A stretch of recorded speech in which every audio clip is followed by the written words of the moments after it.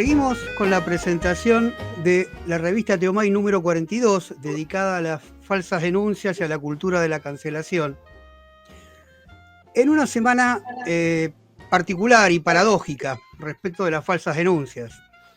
Acaban de dictaminar la prisión y la inhabilitación perpetua para Cristina Fernández de Kirchner a partir de,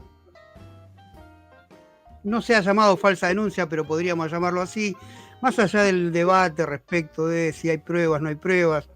Todo apunta de que no hay pruebas realmente, y está claro que es un fallo político, y le va a caber, gracias al poder que tenemos, que tiene que ver con disputa económica de los distintos modelos, los modelos de capitalismo que se disputan en Argentina y en América Latina, va a terminar siendo presa.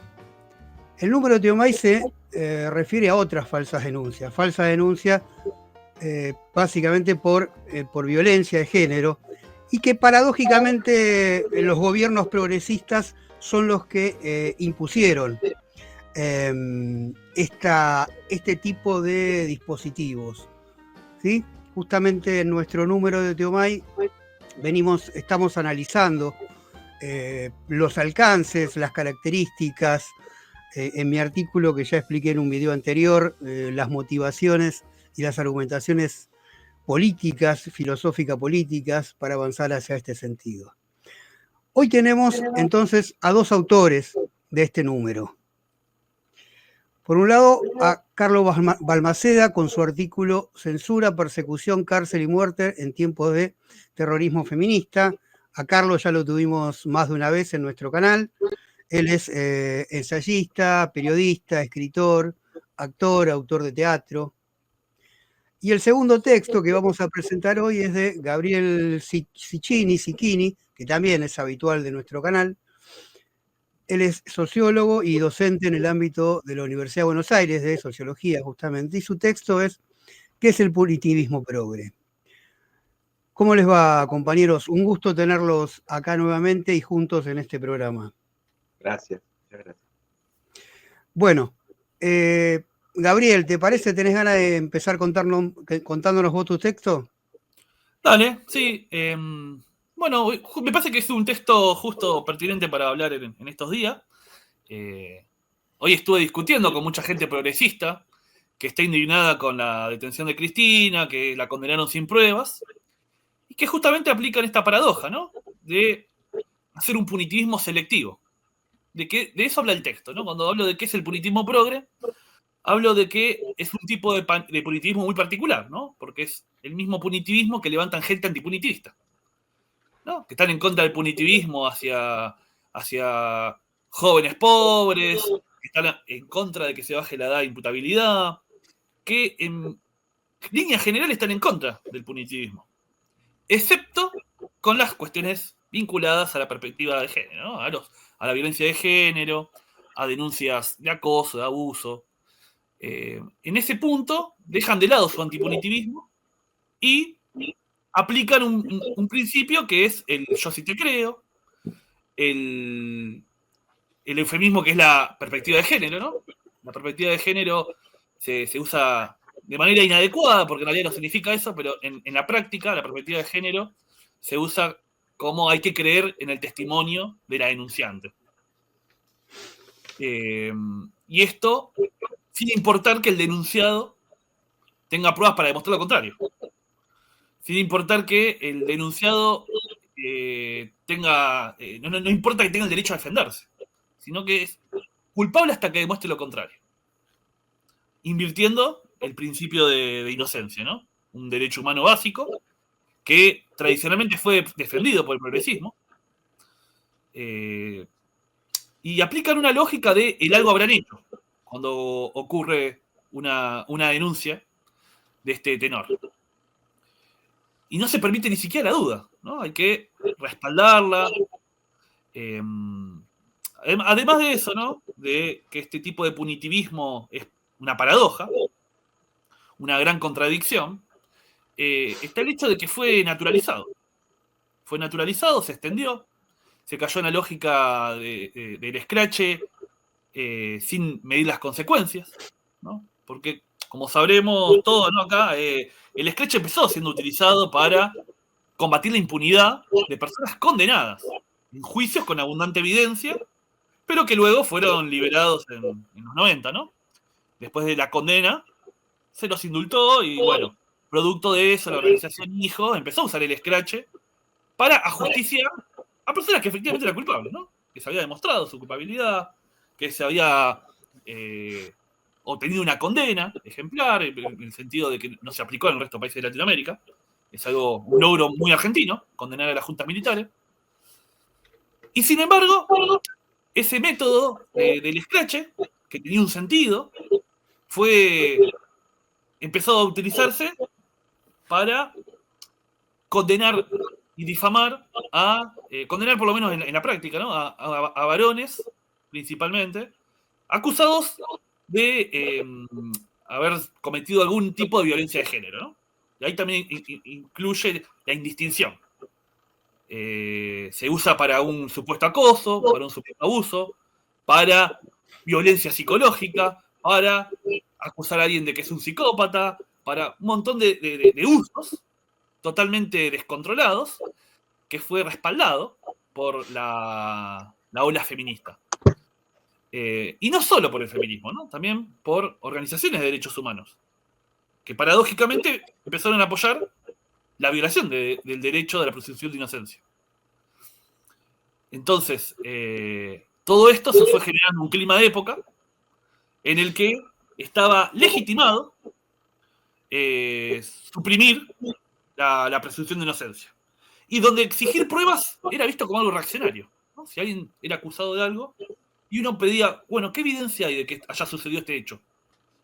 Simplemente poner en duda el relato es considerado algo machista, reaccionario. Entonces, esto tendría que motivar por lo menos una reflexión, una autocrítica. Y lo que estamos viendo es que todavía hay mucha resistencia. Se está viendo. Lo que vimos con Cristina es observar las consecuencias de que no se respete la presunción de inocencia. De que se pueda condenar a alguien sin pruebas. El peligro de que eso se extienda a nivel social. No se puede llegar a una situación donde no se salva a nadie. Si establecemos un parámetro de justicia donde las pruebas no son necesarias, cualquier acusación puede terminar en una condena, ya sea judicial o también mediática, ¿no? O sea, a través de las redes sociales, o a través de los medios de comunicación, o a través también de la aplicación de protocolos que se usan en las instituciones, que tampoco suelen respetar la presunción de inocencia, ¿no? Entonces, todo esto que fue impulsado como un fin noble, legitimado por una defensa de los derechos vulnerados de las mujeres, para combatir el machismo estructural, para tomar medidas antipatriarcales, termina generando cacerías de brujas. Termina llevando a persecuciones y condenas y a la instrumentalización de la venganza, con un respaldo de un movimiento social y de cambios institucionales. No es solamente un movimiento social, sino que se empiezan a aplicar protocolos a nivel judicial, con intentos hasta de avanzar, ¿no? Hay referentes feministas que lo dicen explícitamente, de que hay que dejar de lado la presunción de inocencia en causas donde está la violencia de género, ¿no? Como carátula. En esas causas, la presunción de inocencia garantizaría la impunidad del acusado, ¿no? Así se proclama. Y esto se puede decir libremente, sin generar un rechazo masivo. Y bueno, por eso se fue generando todo un cambio cultural, se fue gestando esta situación, que podemos ver algunas señales ahora de que se dieron cuenta muchos del peligro de esto, ¿no? Hay señales tanto en Argentina como en España. En España hay un caso que me gustaría mencionar, que es el de Íñigo Errejón, ¿no? Más allá de la simpatía o antipatía que genere Íñigo Errejón, fue cancelado, escrachado, siendo un referente de la izquierda en España, de la izquierda de Podemos, que después, bueno, rompió con Podemos y fundó su propia organización, pero donde el feminismo le ha puesto como principal caballito de batalla. Sin embargo, no se le perdonó tener algún tipo de irresponsabilidad afectiva con alguna de las chicas con las que estuvo, y por este motivo se lo escrachó, canceló y se lo anuló como figura política. A partir de eso hubo una serie de declaraciones públicas, de manifiestos que sacaron, solicitando que se restaure la presunción de inocencia, que era algo que se estaba perdiendo en España. Incluso empezó a haber cuestionamientos a legislaciones como el solo sí, proyectos de ley impulsados por la ministra de Igualdad, Montero. A ver, contá qué es eso, qué es ese principio. Bueno, todos Solo sí, tienen. Y que tiene que estar demostrado que hubo un consentimiento explícito para que no se te atribuya un abuso sexual, ¿no? Si alguien se lo denuncia de que se aprovechó del silencio de una mujer o de que no hubo un sí explícito, es considerado una violación, ¿no? Si no existió un sí claro, contundente, que bueno, también lo que se puede cuestionar más en profundidad es cómo se sabe en el ámbito de la intimidad si hubo un sí o no, ¿no? Claro. Es más fácil determinar si hubo un ultraje, violentar a alguien, ¿no? En sentido de forzarla. Eso sí se podría demostrar, si hubo un forzamiento. Más difícil es demostrar que hubo una situación dudosa, en la que no hubo un no, pero tampoco hubo un sí, no hubo un rechazo, pero ¿no? Es una situación medio ambigua, confusa, que esta ley lo que busca es que esas situaciones que son dudosas terminen en una condena, porque si no hubo un sí explícito. Y también se relaja mucho la carga de la prueba, ¿no? No hace falta que una mujer demuestre que fue agredida, que fue forzada, sino que es suficiente que diga que no quería, aunque no haya hecho nada para demostrar que lo quería, para que haya una condena, ¿no? Eso también se traslada a las situaciones donde el consentimiento puede ser algo dudoso por una asimetría de poder, por consumo de drogas o alcohol. Entonces, en todas esas situaciones se busca establecer un criterio de que si el sí no es explícito, entonces hubo un abuso. En toda situación en la que no hubo una claridad en el consentimiento, habría que aplicar la punición, ¿no? Habría que castigar esas situaciones.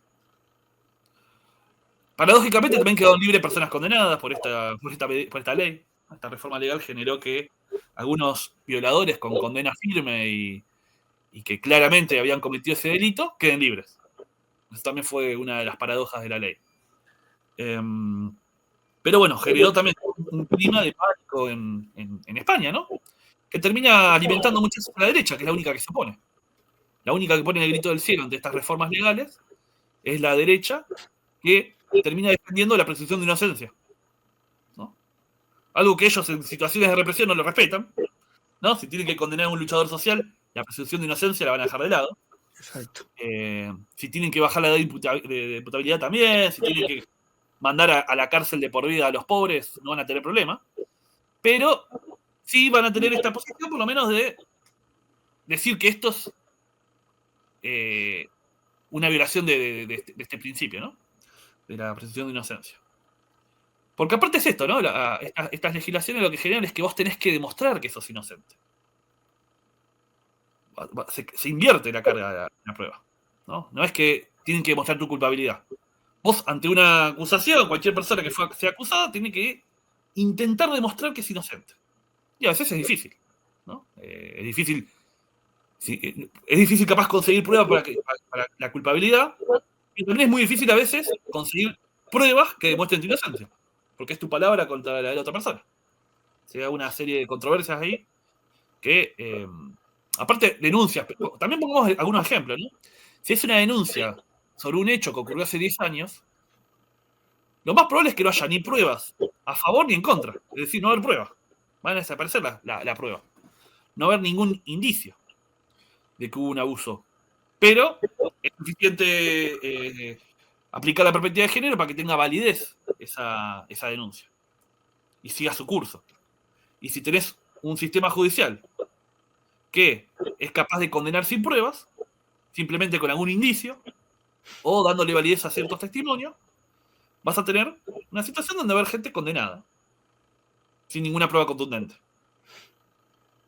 Y eso se fue legitimando, ¿no? También se elimina el principio jurídico que ante la duda se tiene que fallar a favor del acusado.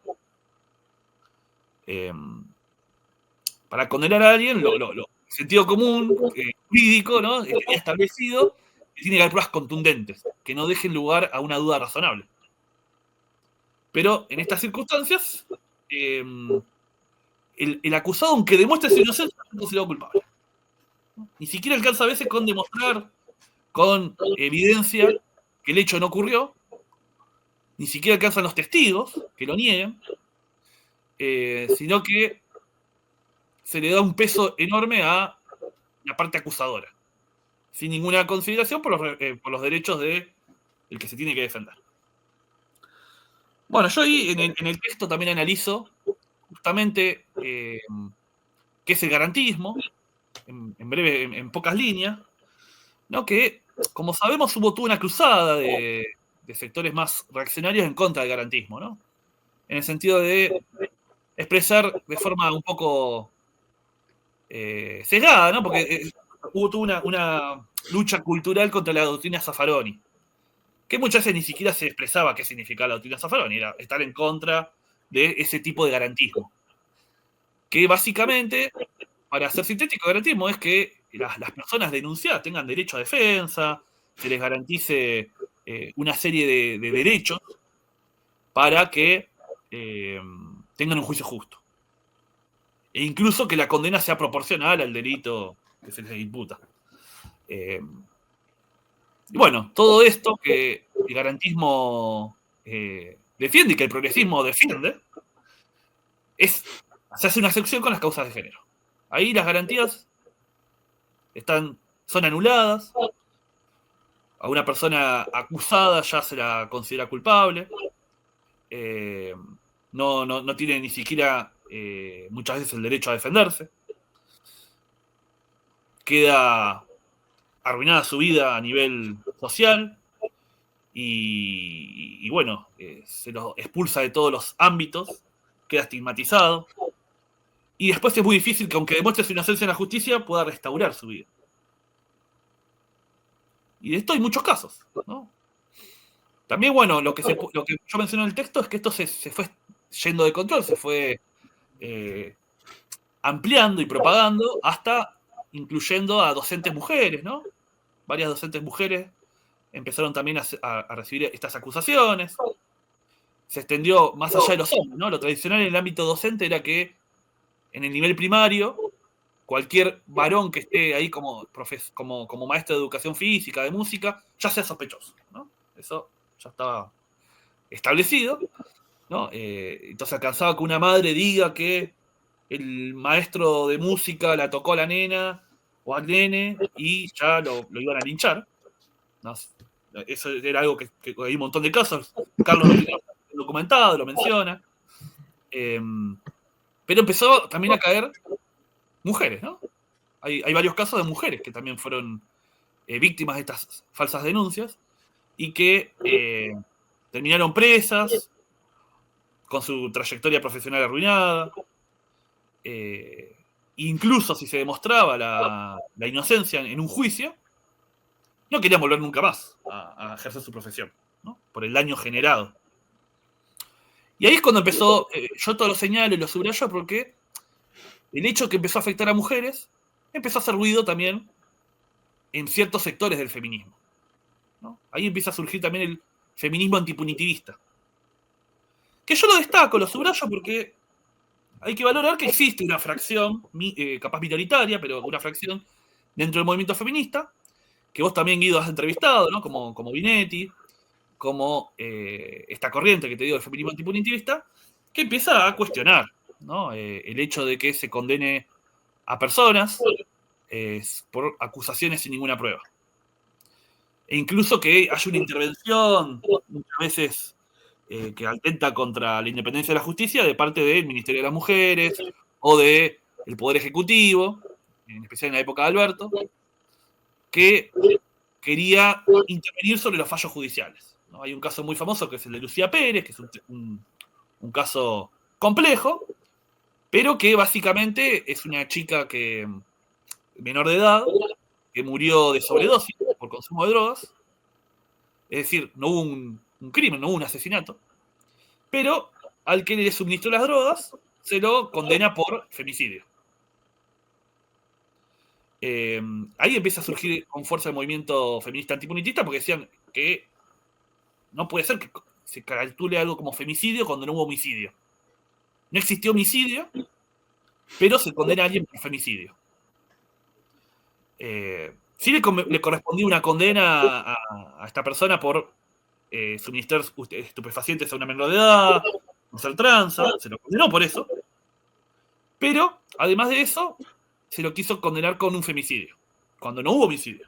Está demostrado que no hubo homicidio. Fue todo un caso muy mediático, fue lo que impulsó Ni Una Menos.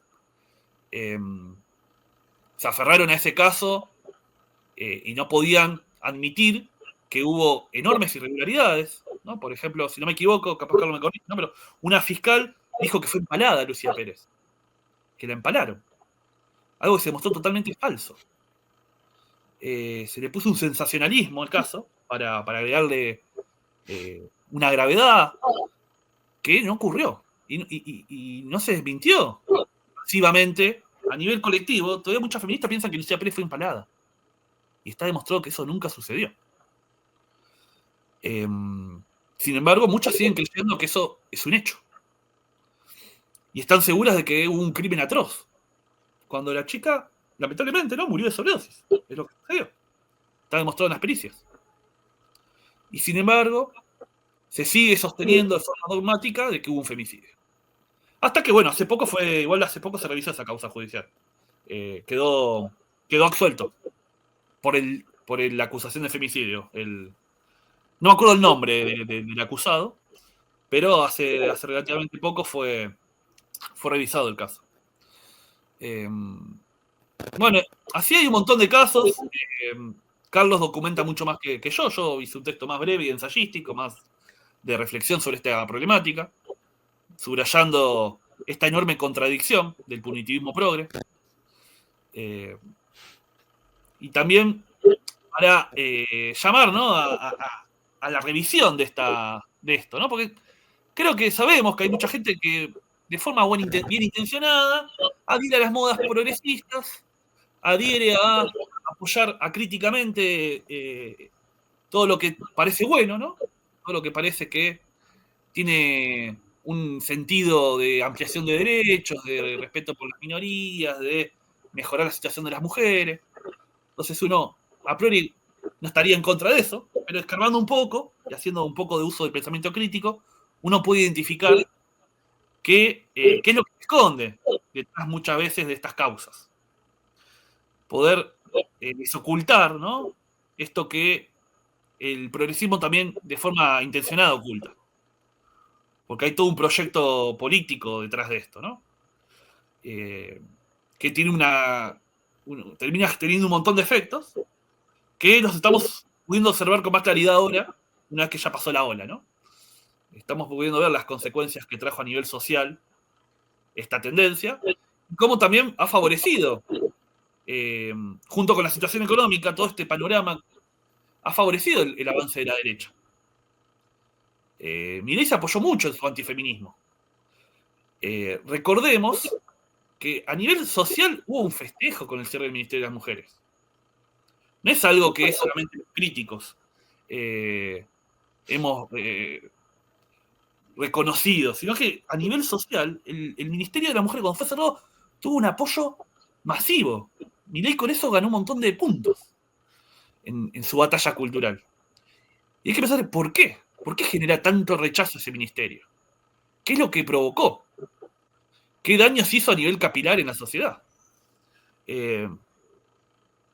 ¿Por qué hay se terminó convirtiendo en algo de sentido común saber que ese ministerio era algo inútil, porque no resolvía el problema que supuestamente venía a resolver, y perjudicial, algo nocivo. Entonces, esto tendría que por lo menos dar que pensar. Lo dejo a Carlos y después tenemos el diálogo. Bueno, Gracias, Gabriel. Dale, Carlos. te voy a hacer un par de acotaciones sobre el caso Lucía Pérez y lo uso como disparador. Lucía Pérez, hay dos juicios en realidad, ¿sí? Y en el primer juicio, Ofidán y Arias, que son los acusados, son condenados a unos 8 años, porque eran dos dealers que se paraban en la puerta de la escuela secundaria donde iba Lucía y vendían droga ahí. No, es aberrante, pero como vos bien decís, no se probó nunca que hubiese una violación y un asesinato. De hecho, Arias, que es el menor, es el que va digamos, a negociar con ella, porque, a ver, vamos al detalle también. Lucía, y en esto se basaron los jueces del primer juicio, Lucía acuerda una cita con Arias y el hermano de Lucía le dice, yo te acompaño. Dice, no, porque era una cita, más allá de la transacción que iba a haber. Entonces esto ya se considera que esto que es lo que surge de los chats, se considera que en realidad lo que están haciendo es culpabilizar a la víctima. Esa es una de las primeras presiones que hay. Luego, lo que ocurre es que aparece María Isabel Sánchez, que es la fiscal, y dice que fue empalada. Bueno, María Isabel Sánchez terminó con licencia psiquiátrica, ¿sí? Y lo difunde esto además, porque además no lo deja dentro del secreto del tribunal, del expediente. Lo difunde, y esto es lo que da origen al paro de mujeres más multitudinario de la historia. No es el Ni Una Menos, porque lo de Lucía Pérez es posterior. El Ni Una Menos es el 3 de junio del 2015, que es por Kiara Páez, ¿sí? Que de paso, Kiara Páez fue asesinada porque quería tener su bebé y estaba gestándolo y el novio la asesina. Lo que obviamente es aberrante y bueno, y está bien los motivos de la marcha de situar a una víctima específica, pero jamás se menciona que ella en realidad quería llevar adelante su embarazo. Esto no convenía al relato verde, digamos. Entonces, los dichos de la madre de Kiara Páez, que en su momento dijo, yo siento que han matado a 2 personas, se van borrando, ¿no? Entonces, una cosa es el Ni Una Menos y la otra es el paro nacional, digo, porque además es como hito del feminismo es muy importante. Entonces, este hito está sostenido sobre una fake news, así de sencillo, ¿sí? Arias, de hecho, la lleva a Lucía Pérez, la lleva al hospital, la espera allí, está filmado con su camiseta de Aldo Civi, bien estruendosa en sus colores como para saber que era él, ¿no? Y le termina abriendo la puerta a la policía sin orden de allanamiento, para facilitar la tarea. Bueno, obviamente lo que se necesitaba ahí era que el relato se pudiera confirmar y con el fallo de 8 años, creo, de condena para uno, no sé si algo más para el otro, que es Ofidani, que es el mayor, que además se considera que no se entiende muy bien cómo participa, porque podría no haber estado nunca, o haber ido a ayudar a él para llevarla al hospital, ¿sí? Entonces termina esto en un segundo juicio, y en un jury a los jueces. Y esto es interesante, ¿por qué? Porque en este segundo juicio, por ejemplo, la APDH, la Asamblea Permanente por los Derechos Humanos, va a ser amicus curiae de los padres de Lucía Pérez. Es decir, y ahí aparece algo que me parece que hay que revisar mucho y empezar a difundir, que es los organismos de derechos humanos, como bien dijiste vos recién, Gabriel, los organismos de derechos humanos violando los derechos humanos. Esto empieza a darse una vuelta tan perversa y además empieza a explicar también la decadencia y la absoluta impopularidad de las organizaciones de derechos humanos, su ineficacia, su perversión, hay que decirlo abiertamente. El que va al juicio, al segundo juicio de Lucía Pérez a varias jornadas, o por lo menos a una, con que haya ido a una, es Horacio Pietragala, el secretario de Derechos Humanos. Entonces también acá hay otra cuestión, la perspectiva de que un delito privado, por más que hubiese habido, en este caso no está probada la violación, pero por más que hubiese habido una violación y un asesinato, no deja de ser un delito privado. ¿Por qué? Pietragala, de la misma manera en que va al juicio de Lucía Pérez, jamás pisa ni un día, ni media hora, ni 10 minutos los tribunales donde juzgan a las asesinas de Lucio Dupuy. Entonces, frente a un asesinato claro, con torturas además, con violación, abuso que está probado, bueno, la Secretaría de Derechos Humanos de la Nación dice, no, yo voy a este, yo voy al que no está probado. Digo, además, también aparece acá el mecanismo de disciplinamiento. Esto es muy importante entender que acá lo que se instaló en la Argentina es un dispositivo disciplinario. Y ese dispositivo disciplinario hace que los jueces que juzgan el primer juicio tengan que tener un jury. ¿Sí? Tienen que tener un jury para que a los demás les quede claro, ojo con volver a hacer esto. Ojo con repetir este error. ¿Sí? Entonces, lo que ocurre es que los 3 jueces son sometidos, saben que un jury participan diputados y senadores provinciales, en este caso son de Mar del Plata, ¿y cómo termina? Termina con el fallo de inocencia, defendido por la doctora Perelló, una misión del derecho argentino, ¿sí? La defensora de Carlos Monzón, o sea que tiene una larga trayectoria. ¿Y quién? Digo, a mí me gusta mucho ver estos planos en donde todo se va juntando, ¿no? En las conexiones. ¿Quién sale de allí, de esa audiencia, a los gritos por lo que le parece una aberración? La diputada, seguramente ahora provincial, Araceli Ferreira. ¿Por qué la nombro?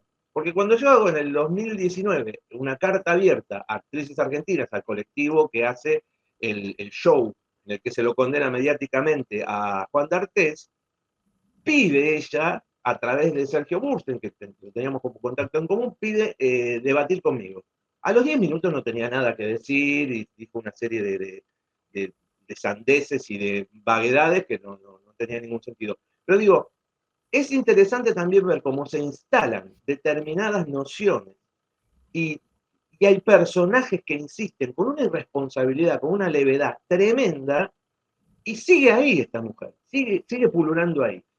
No olvidemos, y acá de paso es interesante también esta conexión, Aufidani, que es de los 2 acusados, es el más favorecido, yo creo que pertenece a una familia más o menos pudiente de Mar del Plata, creo que negocios inmobiliarios. Aufidani lo defiende César Sivo. César Sivo es un abogado de la APDH, de la Asamblea Permanente de los Derechos Humanos. Como hace esto, entonces, ¿qué hacen? La APDH lo saca. Porque César Sivo, además de ser esto, en algunos medios Mar Plata abogado. O sea, no es que él está santificado por su lucha por los derechos humanos. Y curiosamente, en el juicio que se lleva contra Juan Matías Bongiovanni, también un juicio obviamente sostenido sobre 2 presuntos abusos simples en el que el tipo termina condenado a 10 años, y además por el relato de 2 amigas que sacan a relucir estos presuntos hechos, pero muchos años después, y tratándolo casi a diario. El que aparece ahí para el tramo final del juicio es César Sivo. Es decir, lo convoca la abogada querellante contra Juan Matías Bongiovanni, un docente más, ¿sí? Para que sea su coequiper. Porque evidentemente debe tener una sapiencia jurídica interesante. Ahora, ¿la abogada querellante quién es? Mónica Fernández Abelo, de la Asamblea Permanente de los Derechos Humanos. Lo que les va a parecer una aberración cuando el tipo aparezca en el juicio de Lucía Pérez, porque ¿cómo vas a defender a un violador? ¿No les parece que luego reaparezca César Sivo en el juicio de Bongiovanni? ¿Me siguen? Pues es complicado, pero a mí me parece que es interesante. Y acá hay 2 abogados de la APDH y además Mónica Fernández Abelo es representante legal de hijos Bahía Blanca y La Plata. Es decir, el tema de cómo los organismos de derechos humanos toman partido por la cuestión de género y de un delito privado lo convierten en una causa que es básicamente, si sos una organización por derechos humanos, te dedicas a combatir y denunciar las violaciones por derechos humanos. Es tremendo porque es un desplazamiento que va convirtiendo al varón en básicamente casi está a la altura de un genocida, de un torturador. Entonces, ¿a dónde, cuando vayan al juicio de Juan Matías Bongiovanni, a Junquera y Santucho, que son las representantes de hijos Bahía Blanca, bueno, nos vamos a dar cuenta cómo cierra todo esto. O sea, quiero estar acá, quiero presenciar este juicio, porque es una violación de derechos humanos. Y esto, a ver, me lleva, por otra conexión directa, a que el caso Juanchi Trigatti, digo rápido para los que no lo conocen, docente santafesino acusado por presuntos abusos contra niños del jardín donde él da clases de gimnasia, lo señalan, lo escrachan, de inmediato tiene que escaparse con la familia, 3 hijos, la mujer, porque van una horda de lúmpenes a quemar la casa. Efectivamente, la queman, la vandalizan, roban, matan a sus mascotas, pasa 1 año y medio preso. La acción defensista del doctor Barceló, un cruzado de la cuestión, digamos, de las falsas denuncias, consigue la inocencia, pero cuando vuelven, digamos, en una instancia superior, yo no sé bien técnicamente si es casación o qué, a revisar su causa, las que se presentan son 4 organizaciones de derechos humanos. ¿Se entiende? Y una de ellas es el Movimiento Ecuménico por los Derechos Humanos, muy destacado en la dictadura, porque se fundó prácticamente muy poco tiempo antes de la dictadura del 76, y que tenía una figura muy respetada que era el obispo Pagura. ¿Sí? Entonces vos tenés la CLADEM, en este caso, o la otra organización, que es una organización, creo que las siglas son de LA, son de Latinoamérica, Derechos de la Mujer, algo así, totalmente sostenida sobre la USAID, esa agencia norteamericana del Departamento de Estado, de la CIA, que Trump le sacó los fondos. Después tenés a el Movimiento Ecuménico por los Derechos Humanos, se me escapa la tercera, y la otra, la última, es la Fundación Telma Fardín, que no está en la Inspección General de Justicia, ni siquiera está anotada, es un sello de goma, y acá lo interesante es esto también, cómo Telma Fardín aparece al lado de organizaciones de derechos humanos, no casualmente, porque todas las últimas conferencias de la Fardín las hace bajo el auspicio de Amnesty Internacional, lo que a su vez podrían ustedes preguntarme, ¿pero qué hace Amnesty Internacional ahí en medio de delitos comunes? Pueden ser aberrantes, yo no niego que puedan ser aberrantes si son reales, además, ¿no? Pero, ¿qué hacen estas organizaciones de derechos humanos? Entonces, acá vemos el espesor político y la orientación política de esto. Y en la práctica, cómo esto se confirma, porque vos lo que tenés es, ejemplo, otro caso de la falsa manada de Palermo. ¿Recuerdan? La falsa manada de Palermo es el caso de que terminan finalmente condenados a 6 años, lo que sería, si era una manada y había sido una violación en manada, bueno, hay 2 que son condenados a 6 años, lo que es un abuso simple prácticamente. Entonces se busca un tipo de castigo, un tipo de condena como para ubicar algo. 2 que los condenan a 1 año y estuvieron presos 2. Los de 1 año ni siquiera tenían que estar presos y 2 son inocentes.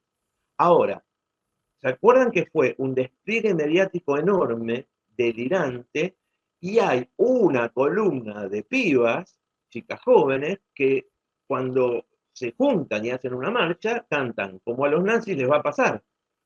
A donde vayan los iremos a buscar. Y vos decís, entonces, pero, bueno, primero que estos pibes ya no se pueden a ningún lado, así que a donde vayan no juegan. Pero son 6 tipos acusados de una violación, no son asesinos de lesa humanidad. Digo, acá hay un desplazamiento, porque digo, a través de la cuestión de las falsas denuncias, la cuestión de las políticas de género, a mí, si hay algo que, además de dolerme muchísimo, de ver aspectos que son aberrantes, no puedo dejar de ver que es fascinante porque vos estás radiografiando permanentemente la sociedad argentina.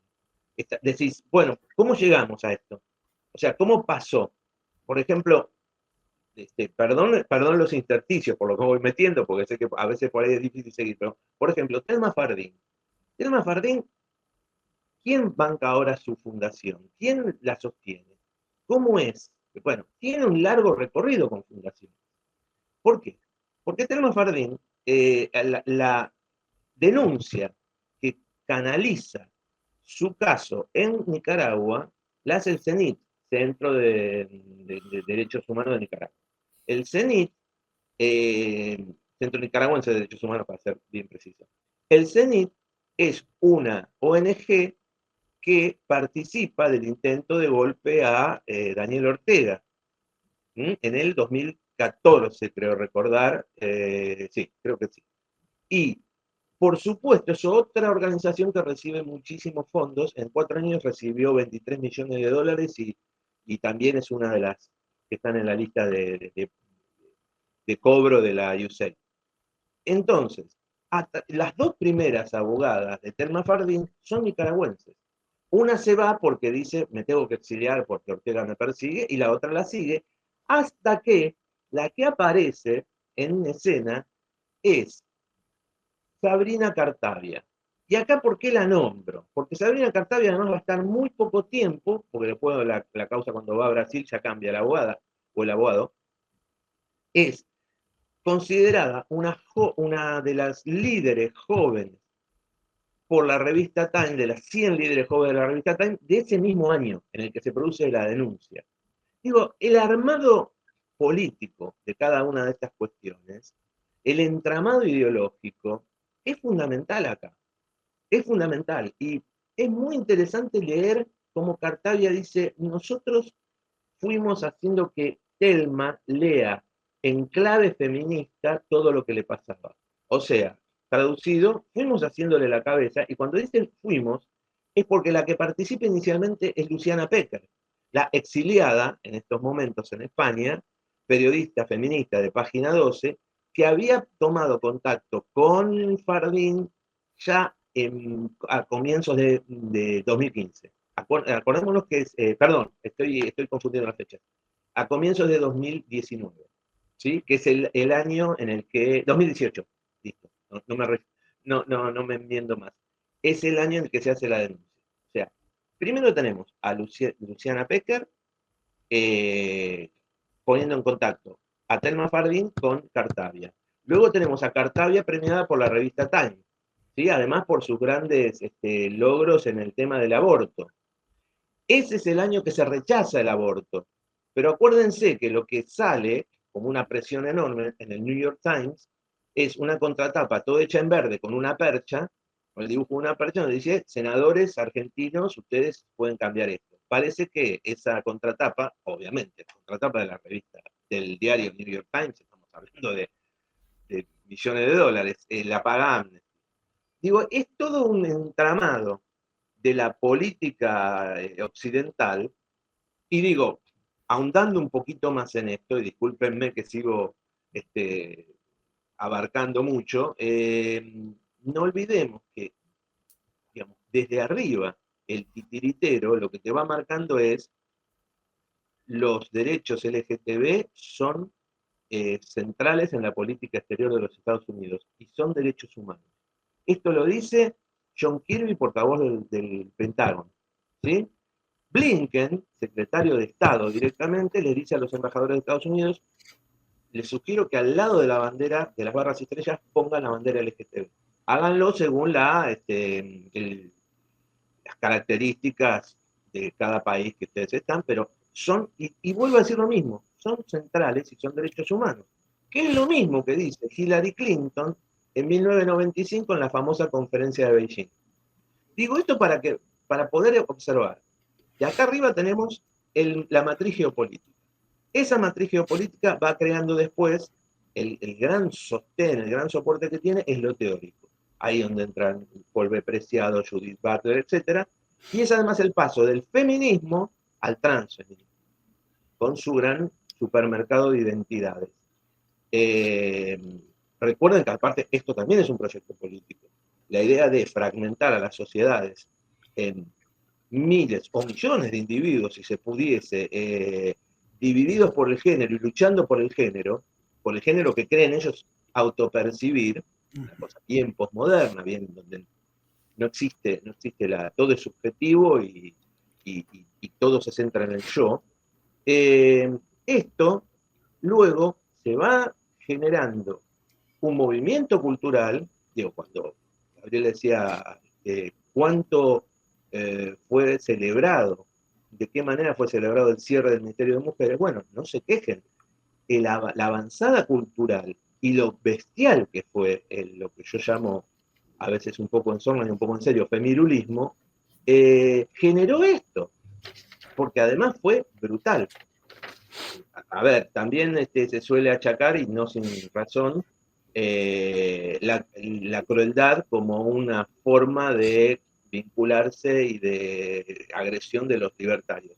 No, la crueldad fue mucho mayor, al margen de la que le corresponde a los libertarios, fue mucho mayor porque los resultados que vamos a ver a lo largo de estos años son absolutamente destructivos y son muy crueles, ¿sí? Y se ratifican en leyes. Recién Gabriel hablaba de, por ejemplo, bueno, tenemos que se instaló la cuestión de los protocolos. Hablando de la ley, hablando específicamente de este enfoque que elegiste dar, Guido, a este programa, los protocolos son una instancia paralegal. La tienen clubes de fútbol, la tienen movimientos sociales, partidos políticos, sindicatos. Cualquier mujer puede acudir a una denuncia y a partir de ahí, aparte, es un efecto dominó. Si a mí me denuncian, no importa que sea un disparate, yo ya estoy observado, yo puedo estar suspendido, yo ya estoy prejuiciado por mis propios compañeros. Ya está. Entonces, acá el desbande que significa en términos de destrucción del sistema de derecho. O sea, está muy bien la explicación que daba recién Gabriel acerca de esto de la derecha, para decirlo rápidamente, se opone a... Podés dejar que la gente muera de hambre en la calle, podés asesinarlas, que la policía las asesine sin ningún problema. De hecho, el pibito, el nene que lo mataron hace unos pocos días, un policía sale Bullrich a defenderlo, pero respeta esto. Ahora, en este respeto, lamentablemente, hay que reconocer que sí, porque se destruyeron el sistema de derecho. Entonces, no es solo que aparecen como defensores de la presunción de inocencia y del Estado de Derecho, sino que lo son. O sea, esto es lo perverso a lo que de alguna manera nos lleva el progresismo. A que yo, por ejemplo, esté en una sesión en el Congreso de la Nación sobre falsa denuncia, aplaudiendo a Cuneo Libarona. Diga, mirá dónde me llevaron. Digo, porque realmente es gravísimo lo que pasó y no hay advertencia, no hay arrepentimiento, no hay... Lo que mencionabas vos también, Gabriel, es, al pasar dijiste, una funcionaria que dice abiertamente la presunción de inocencia no existe. Sí, es Liliana Hendel. Liliana Hendel, creo que los 28 38 minutos, búsquenlo, Borrando a Papá, un documental, lo dice abiertamente, dice, es tan grave, ¿sí? Además de decir que las mujeres no mienten, los hombres sí. O sea, las reinas del constructo social y que esto, el otro dice, muy livianamente, dice, no, porque el hombre nace y empieza a mentir.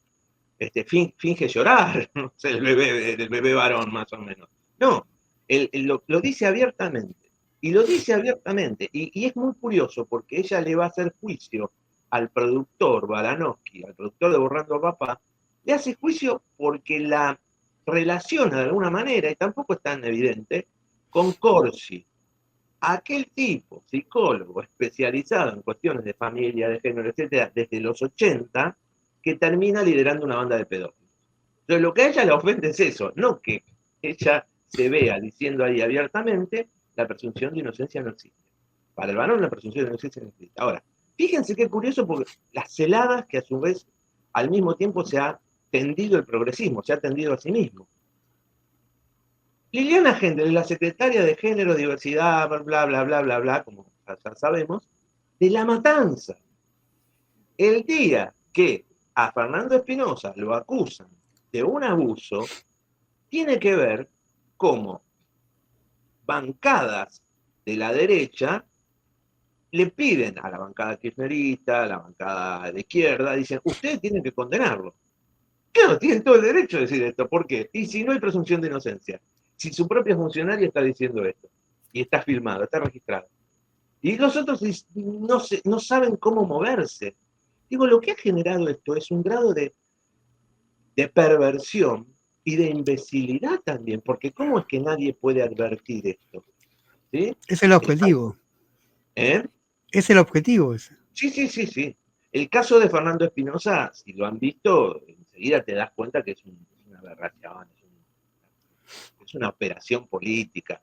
En definitiva, la estupidez ahí de Espinosa es no advertir, contratar a una persona que está 15 días en la municipalidad, no va nunca, pero va a cenar a la casa de no sé quién, y entonces ella misma dice, yo tenía que lograr que él hablara algo porque yo lo iba a grabar. Lo dice, está, digamos, ahora, todo este clima lo han conseguido ellos. Y hablando de Rejón, me parece, con esto voy cerrando, hablando de Rejón, yo en contacto con Brieger, con Pedro Brieger, yo lo que le decía, cuando lo acusan a él, otra acusación totalmente inconsistente, porque además lo mencionaba recién Gabriel, pasaron 10 años, 20 años, 30 años, como algunas de las acusaciones que le hacen a él, y que son testimonios, son relatos, simplemente enhebrados mediáticamente a través de Alfie, que es un operador sionista del diario Clarín, que dice, vamos a destruir la honra, y lo logran en 48 horas.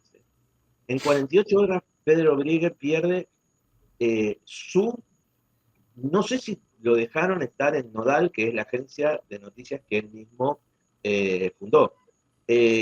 Aliberti lo echa públicamente. Y después a fin de año dice, el golpe que hemos sufrido. ¿Qué golpe? Vos le pegaste el golpe posiblemente un amigo y un tipo que laburó con él, yo creo que casi 40 años. Porque yo lo recuerdo de haber escuchado en radio, en el programa de Liberty de hace casi 40 años, a Brieger. Y pierde hasta en la UBA su lugar. No hubo ningún juicio. No hubo absolutamente ningún juicio. Y en el caso de Rejón, sí hay denuncias. Entonces, un día lo que le hago notar a Brieger es que hubo un manifiesto, una especie de manifiesto de intelectuales españoles, ya por supuesto a las cansadas se dan cuenta de la aberración y terminan defendiendo a Rejón, y sobre todo, otra vez, la presunción de inocencia. Entre los firmantes, miren qué curioso, en España está Jorge Alemán. Jorge Alemán que no te pondría ni un rulo de la firma, de su firma, en cualquier caso similar. Por ejemplo, en el de Brieger. Como bien Brieger me dice, no, el caso de Rejón es distinto al mío. Yo no tengo ninguna denuncia. No tiene ninguna, es cierto. ¿Sí? Entonces, digamos, y vuelvo al eje de la cuestión de la justicia, es tan delirante, insisto en este adjetivo, tan delirante, que ahora, por ejemplo, ante esta realidad de Cristina presa con pruebas completamente amañadas y que además son procesos de naturaleza política que se iniciaron en el año 2005. O sea, fíjense, o sea, las grandes trampas que se van poniendo los políticos del sistema, los inician Carrió, Oliveto, ya sabemos, digamos. Ahora, el tema es que hizo todo lo posible el progresismo para destruir el Estado de Derecho, para destruir la presunción de inocencia. Entonces, bueno, ahora bancátela, porque no dan ninguna señal de querer restituir esto. Y lo que estamos hablando, voy a decirlo siempre, por abajo de las patas de 10.000 varones heterosexuales presos en las cárceles argentinas por falsas denuncias promovidas a partir de las políticas de género. No es que son casos aislados, no es que son errores de la justicia, es una justicia completamente colonizada que lo que hace, colonizada por tres vías. Una, fanatismo, digamos, hay militancia transfeminista. Otra, el miedo. El caso del jury de los jueces de Mar del Plata, es obvio, le están diciendo, mirá que si vos no fallás lo que nosotros queremos, no va, ¿eh? Acuérdense que el segundo juicio, bueno, lo condenan a 35 años al pibe que lo habían condenado, no sé si a 8 o 10 años. Entonces, vos sos el que instrumentó esta justicia. Vos sos el que hizo esto por cuestiones ideologistas, nada más que por esto, por un ideologismo de género. No hay otra cuestión. y por finalmente someterte a los dictados del capital financiero global, porque no hay otra cosa. Que esto esté, digamos, confundido en que es una, no, se trata de defender los derechos de las mujeres y la emancipación y la igualdad, etcétera, bueno, lo vuelve todavía más perverso. Porque ya a mí me ofende mucho cuando lo primero que me sacan es esta carta. Digo, no voy a.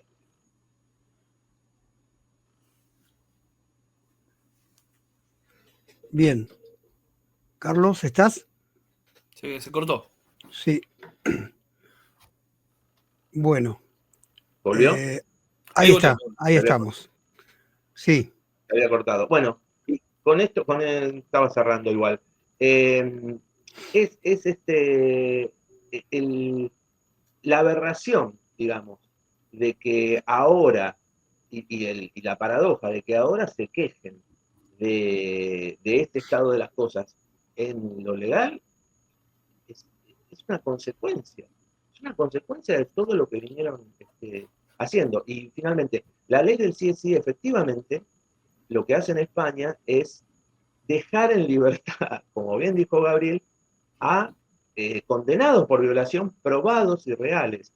Y termina en un desastre porque Irene Montero tiene que renunciar por esa ley y su reemplazante en el Ministerio de Igualdad, lo primero que hace en el Parlamento pide disculpas por lo que se dice.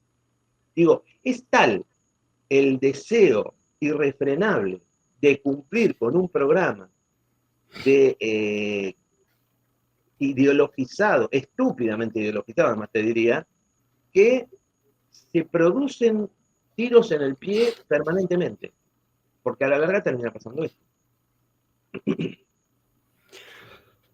Bien, gracias. Si me permiten, voy a rescatar 2 o 3 puntitos que me parecieron a mí, después cada uno de ustedes también aporta, que me parecieron fundamentales de vuestras exposiciones. Bueno, primero lo que estuvo dando vuelta todo el tiempo es la inversión de la carga de la prueba, ¿no? La eliminación de la presunción de inocencia. Y vos dijiste al principio, Gabriel, uno es culpable hasta que demuestra lo contrario.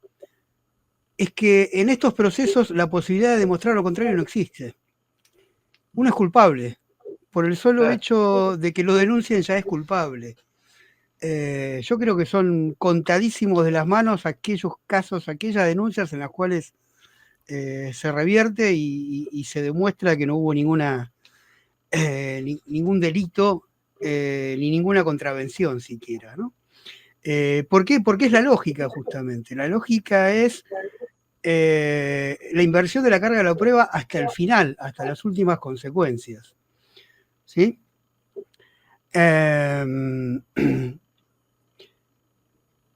Después, respecto de los protocolos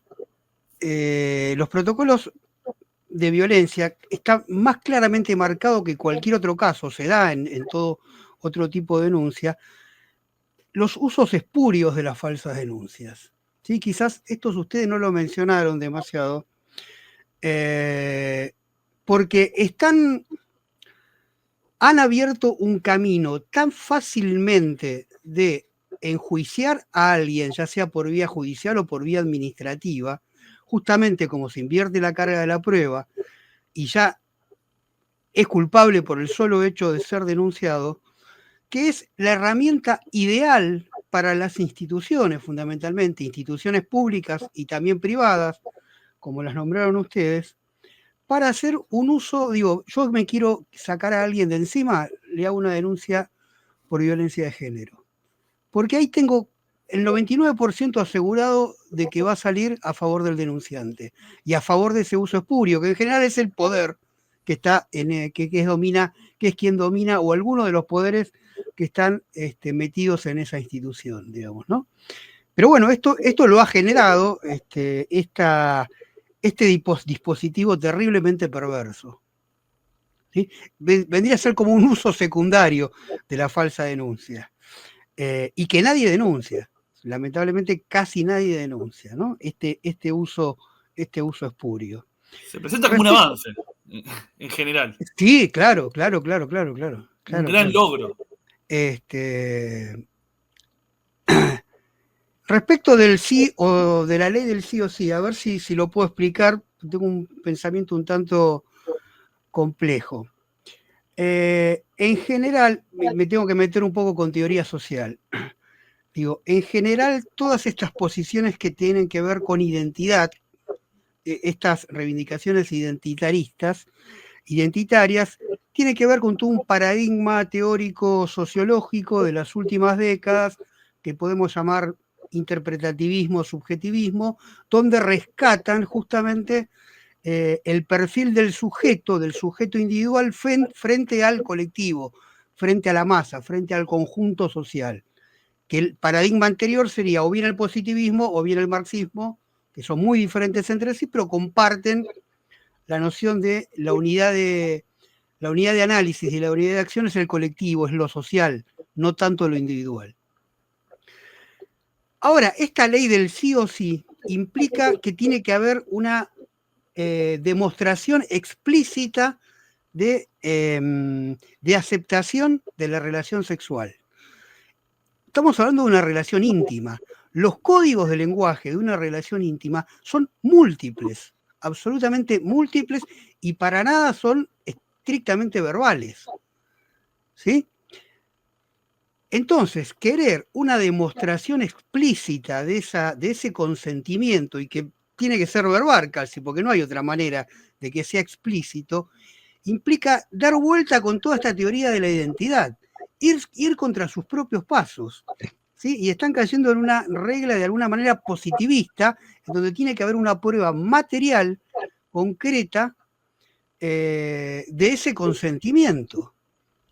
Es decir, que lo que estoy queriendo decir es que toda la teorización previa que sirvió para, que me parece en parte claramente positiva, lo que pasa es que, bueno, se dieron un montón de vueltas de rosca porque después termina habiendo una intencionalidad política de estas teorías subjetivistas, de rescatar el individuo, que siempre había quedado en un segundo plano en las teorías positivistas, en pos de avalar las denuncias fáciles, las falsas denuncias o las denuncias fáciles sin prueba, hasta son capaces de dejar de lado todos esos principios teóricos para caer en una prueba material de tipo positivista, digamos, ¿no? Que es totalmente contraria a sus supuestos teóricos.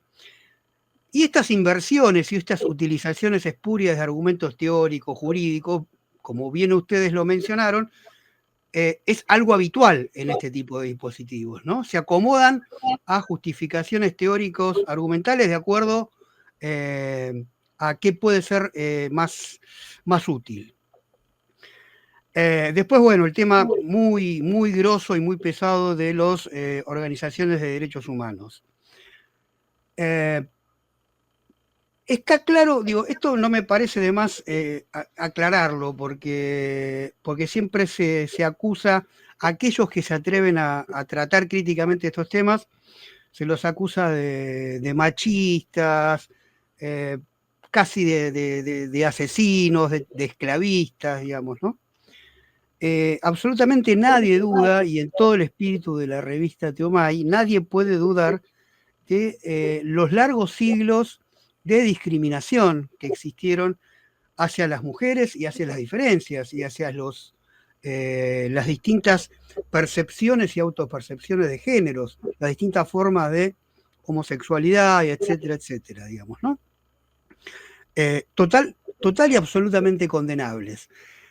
El tema es que amparar, y eso puede ponérsele algún viso de no tanto, no es en la Argentina, pero sí en Estados Unidos, donde surge fuertemente esta lógica, está asociado también con la cuestión étnica, ¿no? Con la terrible discriminación, más que discriminación, terrible maltrato, asesinatos a los negros. ¿Sí? Si bien podríamos equipararlos a crímenes de lesa humanidad, podríamos, ¿sí? Estas aberraciones que se han cometido contra estos colectivos. Yo creo que desde ahí las organizaciones de derechos humanos empiezan a hacer algún tipo de paralelismo. Pero, como bien explicaron ustedes, terminan haciendo un uso tan vehemente que se olvidan de sus principios fundamentales, que son los derechos humanos.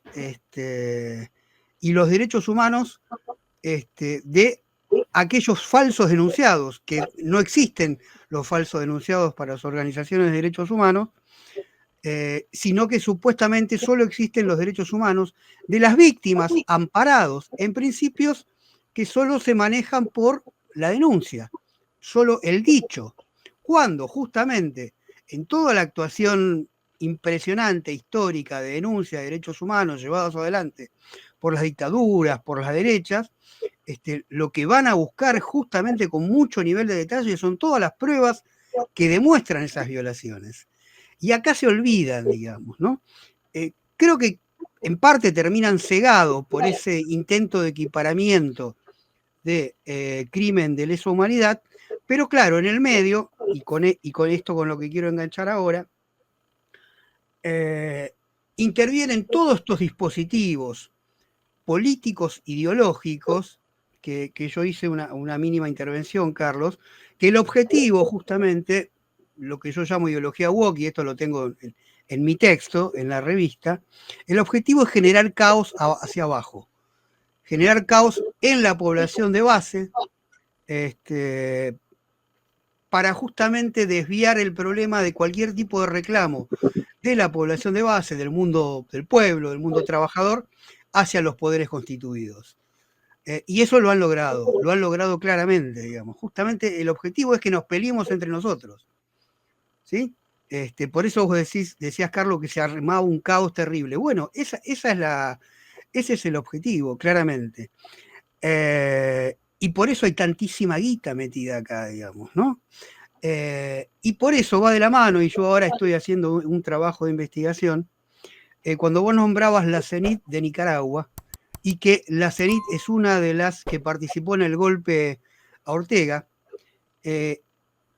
las mismas fundaciones y ONG primas, aquellas que participan en estos nuevos casos de derechos humanos, en falsas denuncias, son aquellas que participan en los que se han llamado las revoluciones de colores y están financiados por las mismas instituciones, ¿sí? Que fueron las revoluciones de colores, o que son, bueno, el caso de Ucrania es terriblemente paradigmático, en el Euromaidán, y el payaso primo de Milei, que es Zelensky, ¿no? Que fue construido de una manera similar a que fue construido Milei como candidato. Son esas movilizaciones supuestamente en pos de la democracia y de los derechos humanos, llevadas adelante por fundaciones privadas, ONG, todas financiadas fundamentalmente por la Fundación de Soros, la USAID, que nombraste vos, y la NET, que es un equivalente, fundaciones del gobierno norteamericano, en contra de aquellos gobiernos que a Estados Unidos no le caen bien, ¿sí? Y así es como llevaron adelante estas revoluciones de colores. Últimamente también hubo otro intento en Hungría, un nuevo intento en Rumania, en los países del norte de África hubo varios, en los países de Medio Oriente hubo varios, ¿sí? Digo, y no es ninguna casualidad que todas estas fundaciones, las organizaciones actuales de derechos humanos en su nueva política, las fundaciones de derechos humanos siempre fueron contrarias al poder norteamericano. Hoy son las que reciben financiamiento del poder norteamericano. ¿Cómo se entiende eso? Y son aquellas que están asociadas también, esas otras, a las revoluciones de colores, que también reciben financiamiento del gran capital financiero internacional. Bueno, con esto los dejo a ustedes. Te hago una acotación sobre lo último que dijiste. Amber Heard, la actriz, la que pierde el juicio con Johnny Depp, en el 2016, ella se pone en contacto con la ACLU. La ACLU sería la American Civil Liberty, bueno, la APDH norteamericana, además una organización muy tradicional, ¿sí? De derechos civiles, de derechos humanos. Y ellos le sugieren que haga una nota para publicar en el Washington Post sobre su experiencia. Ella ahí es donde hace una especie de pacto con la ACLU donde les dice que le va a dar $2,5 millones a lo largo de 10 años, cosa que después entran en conflicto por eso. Y a partir de ahí, Amber Heard, fíjense qué causa más privada que eso, ¿sí? A partir de ahí Amber Heard es nombrada también en las Naciones Unidas, el alto comisionado de derechos humanos de las Naciones Unidas. Es decir, pasa a ser un símbolo Amber Heard de los derechos humanos. Insisto, porque tiene la suficiente resonancia, la suficiente repercusión y el impacto mediático, y es una estrella. Entonces resulta muy conveniente. Esto ocurre así hasta que Johnny Depp le pone los puntos en un juicio, y ahí tenemos que considerar que lo de Johnny Depp, que posiblemente lo haya hecho para reivindicar su nombre y porque, bueno, realmente estaba muy dolido el tipo, se convierte, curiosamente, casi en un héroe civil, porque desbarata todo esto. ¿Sí? Curiosamente, yo creo que estoy exagerando, ¿no? en la calificación, pero realmente ni él mismo sabe la importancia que ha tenido esto. Justamente estoy tratando de recordar el año, no importa, es el año cuando se produce el juicio, no sé si es 2021 o 2022, estaba pactado un encuentro entre Amber Heard, Stella de Carlotto y Thelma Fardín, porque Stella de Carlotto iba a ir ahí en nombre de los derechos, ella creo que tiene un cargo honorífico de los derechos de la niñez. Entonces, es muy interesante ver esto. Justamente es el día que pierde el juicio, o sea que esa reunión nunca se pudo hacer. Es muy interesante ver esta conexión, que es de la que veníamos hablando ya, y es esta ratificación de, bueno, los derechos humanos incluyen, o casi se podría decir ahora, casi te diría que son el signo más evidente de la violación de derechos humanos, tiene que ver con un abuso sexual, tiene que ver con violencia de género. ¿Sí? Por supuesto, la caída de Amber Heard significó algo muy interesante, muy importante. Y insisto, Johnny Depp tal vez ni se dio cuenta de esto. Hay un caso muy terrible, le vamos a poner por las siglas GLF, lo conoce Gabriel el caso, que es un hombre escrachado por su ex mujer, que al otro día la que era la suegra, el cuñado y un sicario que se llevan desde La Matanza, van a Córdoba, donde el tipo reside, y en este caso sí lo terminan empalando. Además de atarlo a un árbol, hacerle simulacro de fusilamiento, quemarle la casa, etc., salva su vida milagrosamente. Hacen juicio, los condenan a todos a 23 años, incluida la instigadora, que se llama Flavia Zaganías. Por supuesto, Flavia Zaganías pasa a ser lo que ellas llaman una madre protectora. Siguen insistiendo que este tipo realmente abusó de la nena que ella decía que había abusado, y que es la hija de los dos. Y la que va a estar en las marchas contra o a favor, digamos, de la liberación de Flavia Zaganías, es Nora Cortiñas.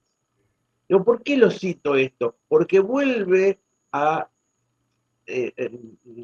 refrendarse esta alianza derechos humanos, cuestión de género. O sea, Nora Cortiñas termina defendiendo a un grupo de secuestradores que torturan y casi asesinan a un tipo. O sea, lo que le pasó a ella en su vida con su hijo. Es realmente, en este sentido, digo, es tan desquiciante, por supuesto, en esa manifestación en la Casa de Córdoba, que hacen una performance típicamente en Irula, la que está ahí es Thelma Fardín.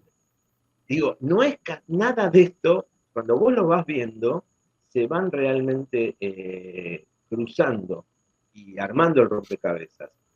Te hago una nota al pie de lo que decías antes, lo que estoy diciendo en este tramo. Esta cuestión de la teorización, una teorización completamente manipulada, berreta, porque en realidad, porque vos decís, culpable hasta que se demuestre lo contrario, ya es culpable.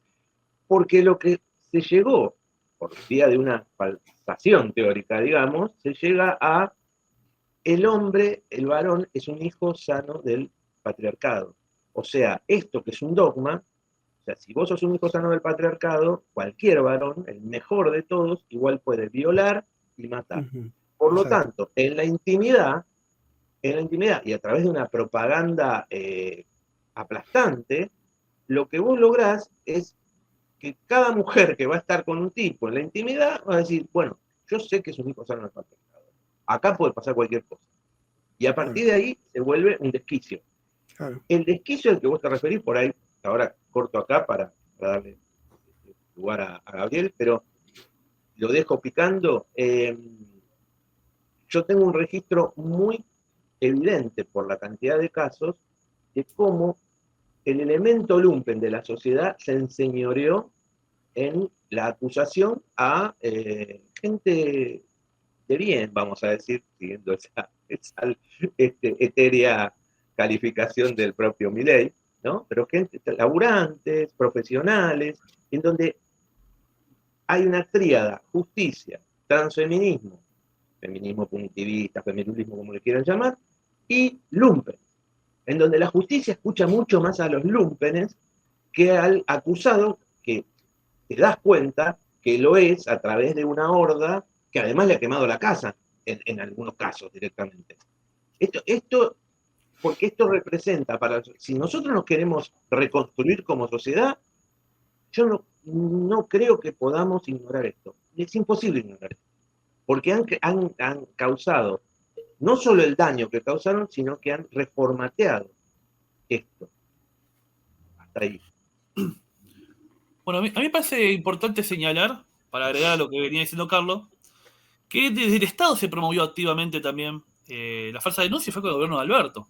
Salió un plan que se llamaba Plan Acompañar, que por hacer una acusación, porque ni siquiera hacía falta la denuncia, con hacer una acusación se tenía acceso a un plan social que era el mejor del momento, ¿no? Era un plan social que era un sueldo mínimo, que era mejor que cualquier asignación familiar, que incluso que los planes de trabajar. Entonces, ¿a dónde fue focalizada esta política pública? En barrios populares, ¿no? Que se promovía desde micros de militantes que los llevaban al Ministerio de Mujeres a que declaren ante una trabajadora social con perspectiva de género de que sufrieron algún tipo de violencia. A mí cuando me contaron todo esto yo no lo podía creer, porque a mí lo que me habían dicho, alguien que trabajaba en el Ministerio de Mujeres, que pasaba este fenómeno, que llevaban gente al ministerio a decir que sufrieron algún tipo de violencia para acceder al plan. Muchas veces eran mujeres que hacían la denuncia y iban a tomar mate con el supuesto agresor, ¿no? Porque era todo, ya sabía que era todo mentira, era decir eso para acceder al plan. Pero yo lo que no podía creer es que alcanzaba con decir que sufriste violencia psicológica para que te den el plan. Entonces, si vos decís que, yo me acuerdo que, charlando, decís que tu marido te dice, gorda, tráeme esto, no sé, gorda, ¿cómo andás? Eso es violencia psicológica. Ya con eso alcanza para... es un concepto tan vago el de violencia psicológica. Incluso el maltrato, si no está definido, cualquier cosa puede ser maltrato, cualquier cosa puede ser acoso. Que desde el Estado se promovió esta situación de promover hacer falsas denuncias para acceder a planes sociales. Porque aparte el control era nulo. No había que presentar ninguna prueba. Te daban el acceso a ese plan y había tanta plata que fue subejecutado el primer año. Después empezaron a promover cada vez más denuncias porque había un montón de presupuesto asignado que no se destinaba. Entonces el segundo año creció un montón la cantidad de denuncias.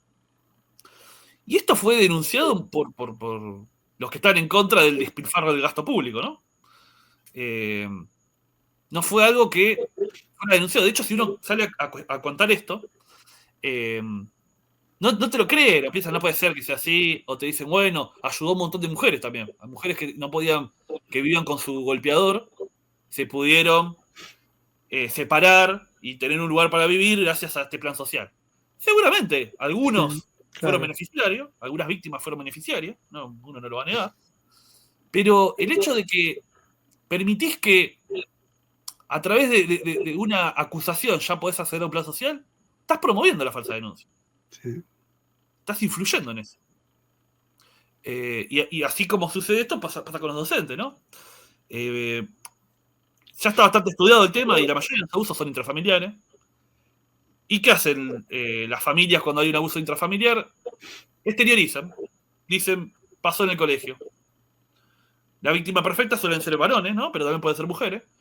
Pero sucede un abuso... que aparte esta misma información la dicen las feministas, ¿no? O los que se especializan en abusos sexuales.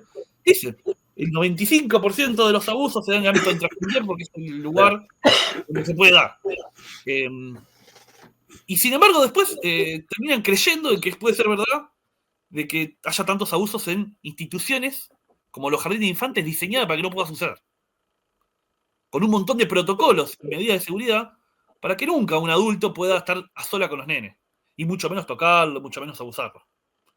Los abusos se suelen dar en el ámbito familiar, donde se dan las condiciones propicias para ese delito.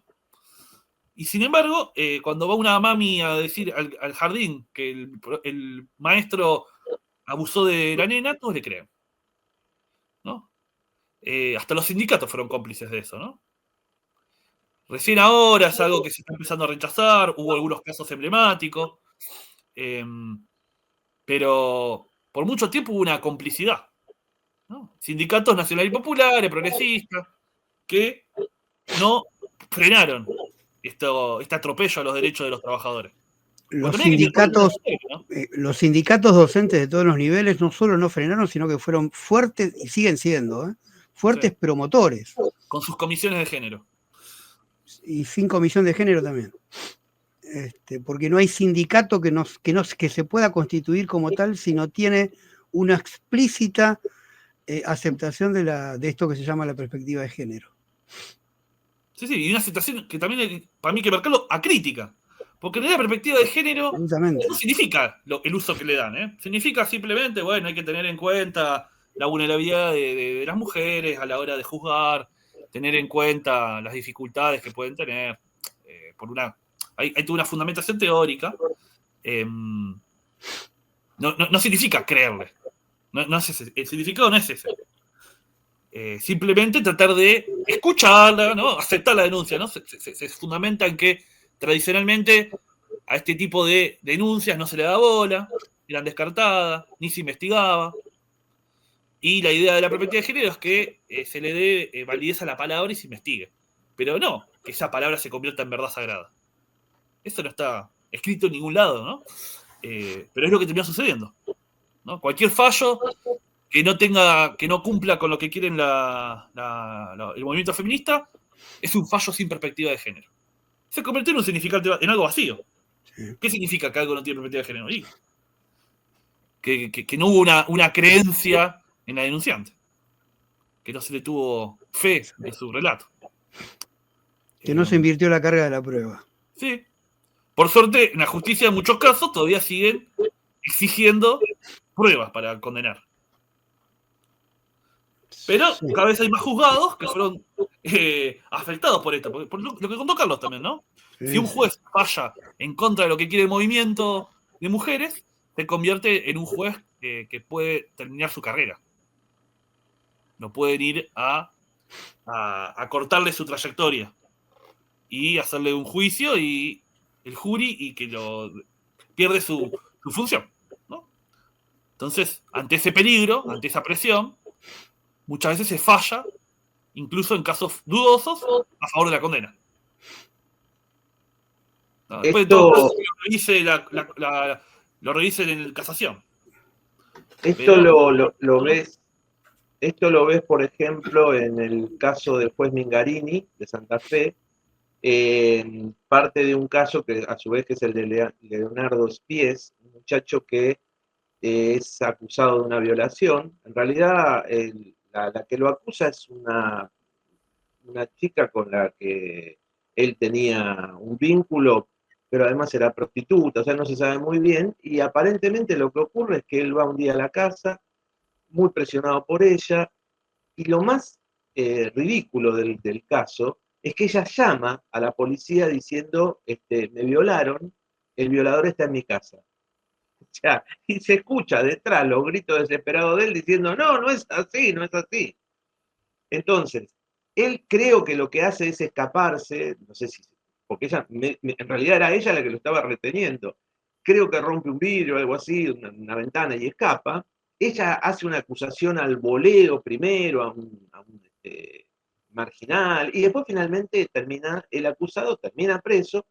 Al juez Mingarini le produce bastante perplejidad el caso y además hace una observación que, bueno, tal vez fue un descuido de él, una soncera. Pues este muchacho creo que tenía un problema, era albañil, tenía un problema en la mano, entonces comenta que es muy difícil, porque además la violación fue con preservativo, todo esto, ¿no? Entonces dice, no, no, pero qué raro.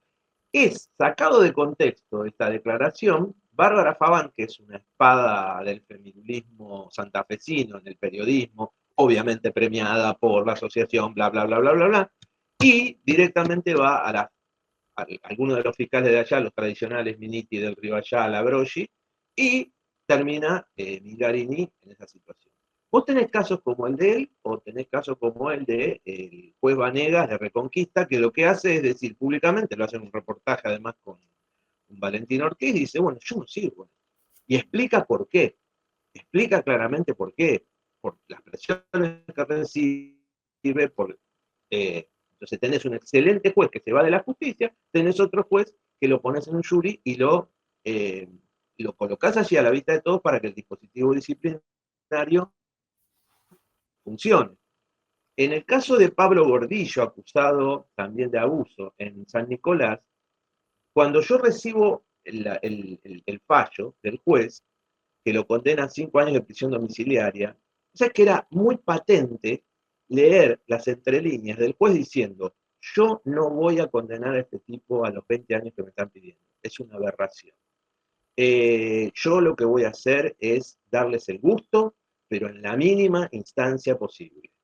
Y realmente hizo así. Y es muy curioso como cada vez que Pablo pide, eh, podría ir a llevar a mi hijo a la escuela, todo. Sí, el tipo está así, a disposición. Lo que hizo ese juez es algo en el contexto de barbarie judicial que hay, lo que hizo es algo inteligente, lógico y humano. ¿Sí? Porque además ese fallo, curiosamente, que lo lleva adelante una fiscal Padulo, que es la historia, no se las hago larga porque después va a salir en el libro, son varias páginas. Lo que termina siendo el jurado popular es un jurado popular elegido prácticamente a dedo por la fiscal y muchos meses después uno de los que estuvo allí, son 12 siempre, ¿se acuerdan? ¿No? El jurado popular. De los 12, 2 dicen no es culpable este tipo. Lo cual podría significar, en Estados Unidos significa no, este tipo es inocente. ¿Sí? De eso se toma un poco el juez para decir, bueno, si bien acá hubo 2 que dijeron, lo voy a culpar igual, pero se lo voy a alivianar. Es lo que, entre otras cosas, lo que yo les decía, que se leía entre líneas. Y el tipo le dice, eran todos elegidos, le dice se encuentra con el hermano menor de Pablo, y le dice, eran todos elegidos por la fiscal. La que se autodenomina presidenta del jurado popular es la mujer del chofer. Esto del chofer de la fiscal, esto seguramente, estas aberraciones le pasan a muchísimos pobres en la justicia, a muchísimos falsos denunciados por otros motivos y deben pasar desde hace. Ahora, la novedad es que ocurra con causas en las que surgen de la nada. Surgen, por ejemplo, para extorsionar a alguien, surgen por despecho, surgen para quedarse con la casa.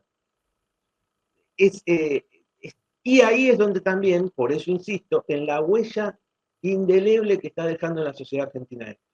Y que nadie te quiere escuchar, te ven como loco, te ven como un disparatado, un delirante, y porque empiezan a haber muchísimos casos de hijas, de hijos, de sobrinos, que denuncian a sus padres. En algunos casos, como el caso de Jazmín Carro de Córdoba, que lo hace porque además de que está influenciada por esto que decíamos, todo hombre es culpable, porque se enoja con el padre. Y cuando la piba va y en el Congreso de la Nación dice, yo hice una falsa denuncia. Yo lo denuncié falsamente y ese mismo día yo ya me había arrepentido. Y cuando me muestran el expediente, yo mentí, pero no mentí que mi padre me obligó a hacer una terapia.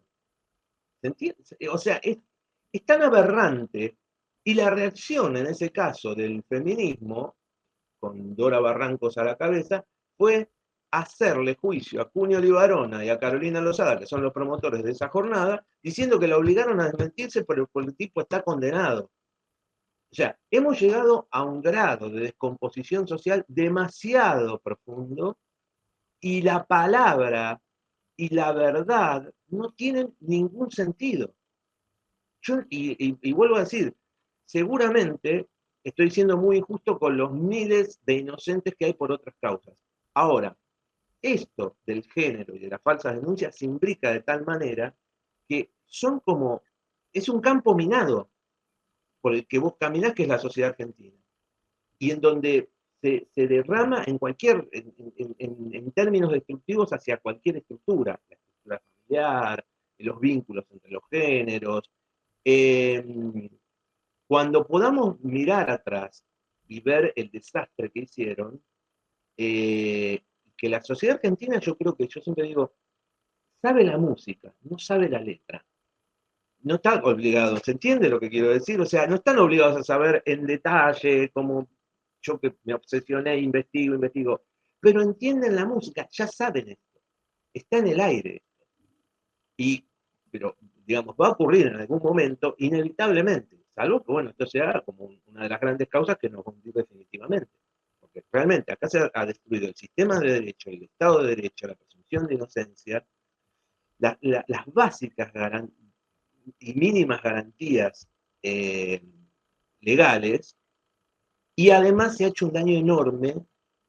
Bueno, ni hablar del sistema de educación, ¿no?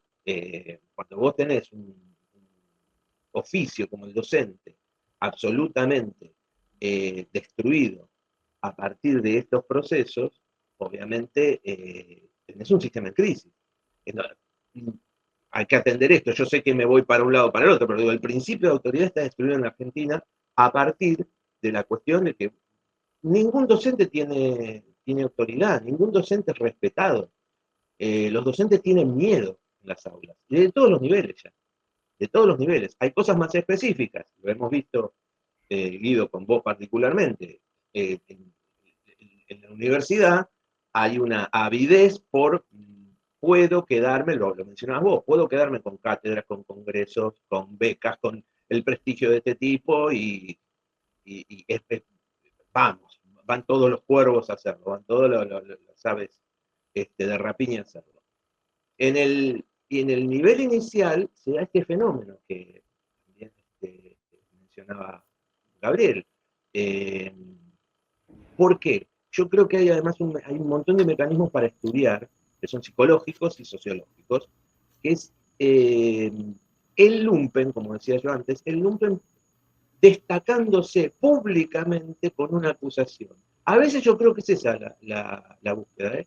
Es una cuestión meramente simbólica. Y a veces directamente, bueno, hay casos en donde, como contaba mi Fernando Rico, que está en la unidad penal 46 ahí en San Martín, me decía, hubo algunos que vinieron a saquear la casa de mis viejos, que dijeron, a mí me habían prometido unos bolsos de comida y no me dieron. Una concejal. Esto es así también. Pero bueno, insisto, no solo es el daño, pero letal, que se le ha hecho al Estado de Derecho, sino además el daño que se le ha hecho al tejido social. Esto no es chiste, y ni siquiera lo queremos ver, ¿eh? Y es muy difícil, porque tenés una parte de la sociedad absolutamente convencida en su ideologización, en su fanatismo, de que cada vez que vos hablas, dices, no, porque es un machirulo, ya está, por eso, y te señalan, y si pueden tirarte un par de causas fantasma por la cabeza, lo hacen también, ¿eh? Lo hacen. Es así. Bueno, la verdad que el tema da para muchísimo, tiene muchísimas aristas, pero creo que hemos cubierto algunos ejes nodales en lo de hoy. Igualmente, en la revista Teomay hay muchos artículos. Ya hicimos la presentación con Roxana Kramer, Andrea Guachi, hice la presentación de mi texto. Ahora se va a venir la de María José Binetti y Valentín Ortiz, después la de Martín Aveiro, con quien coordinamos todo el número. Así que los invito para seguir estos debates. Estos temas son temas cruciales en nuestro canal. Los despido a ustedes, les agradezco infinitamente. Vamos a seguir con cada uno de ustedes estos temas, abordando otras programaciones. Pero bueno, el objetivo de hoy era presentar vuestros textos en la revista Teomay 42. Creo que esa es tarea más que cumplida. Así que infinitas gracias, Gabriel, infinitas gracias, Carlos. Gracias a vos. Bueno, un abrazo, Guido. Un abrazo. Y a ustedes, a todos los que nos están mirando, los vuelvo a convocar a que se suscriban, a que inviten a sus amigos a suscribirse, a que sigan manteniendo este proyecto y que lentamente nos sigan haciendo crecer para poder cada vez más difundir estos temas críticos, los distintos temas críticos que abordamos en el canal, que no hay muchos medios que los abordan con esta perspectiva. Así que gracias a todos, hasta la próxima.